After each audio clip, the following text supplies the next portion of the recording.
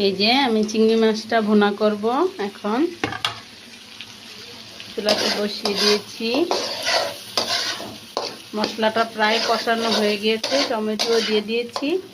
এখন চিংড়ি মাছটা ভুনা করে নেব। এই তো এখন চিংড়ি মাছটা দিয়ে দিলাম।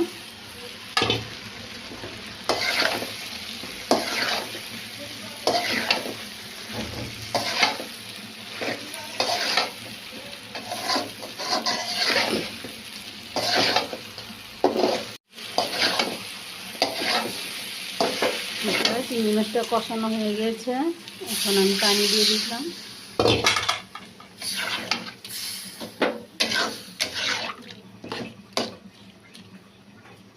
এই যে ধনিয়া পাতা দিয়ে দিলাম।